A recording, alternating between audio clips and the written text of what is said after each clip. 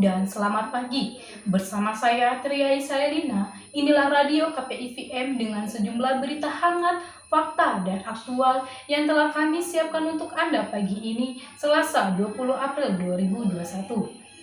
Berita pertama dari dunia politik yaitu disomasi kubu KLB, Demokrat tak berhak larang penggunaan atribut.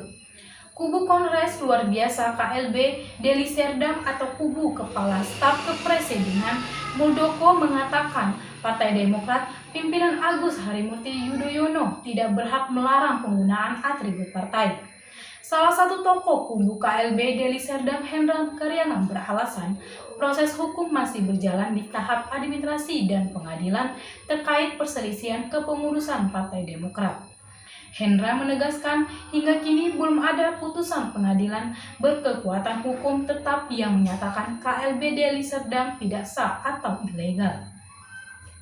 Hendra juga mengingatkan Demokrat pimpinan AHY untuk menggunakan ADART Partai Demokrat tahun 2020 dalam melakukan tindakan-tindakan hukum terhadap seluruh anggota Partai Demokrat.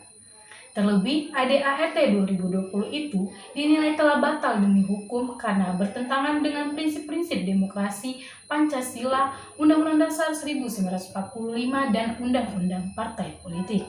Sebelumnya diberitakan, tim advokasi Partai Demokrat melakukan somasi terbuka kepada Kepala Staf Kepresidenan Muldoko serta nama-nama lainnya yang menjadi peserta KLB Deli Serdang.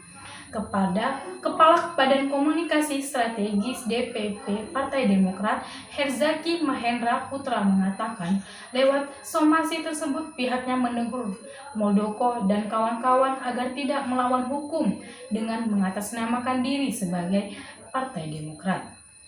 Berita selengkapnya masih dari dunia politik. ICY nilai tuntunan 4 tahun penjara untuk penyuap Juliari sangat rendah. Terdakwa kasus suap dana bantuan sosial pada mantan Menteri Sosial Juliari Batubara di Kementerian Sosial Harifan Sidabuke dan Ardian Iskandar Madanaja dituntut hukuman 4 tahun penjara dan denda 100 juta rupiah subsidiar 4 bulan kurungan penjara. Merespon hal itu, peneliti Indonesia Corruption Watch Kurnia Ramadana menilai tuntunan yang dijatuhkan kepada Ardian dan Sidabuke sangat rendah.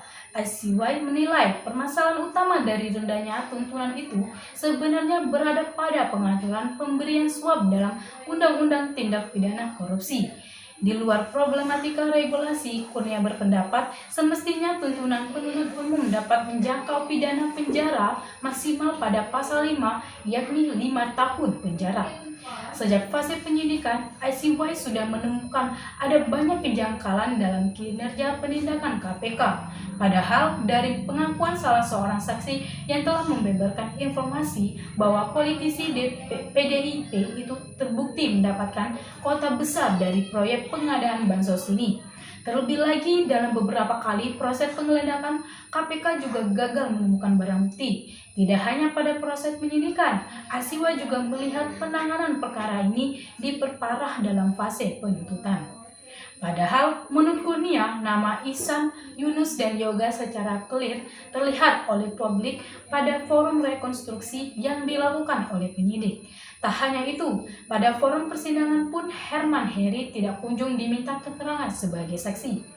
Di luar isu ini, ICY mengingatkan satu hal penting, yakni jangan sampai ada nama-nama yang hilang kembali dalam surat dakwaan, mengingat persidangan ex-Mensos Juliari akan dilaksanakan pada Rabu 21 April 2021 nanti. Demikianlah sejumlah berita dan informasi terhangat pagi ini. Saya Tria Isaelina, pamit undur diri dan terima kasih. Wassalamualaikum warahmatullahi wabarakatuh.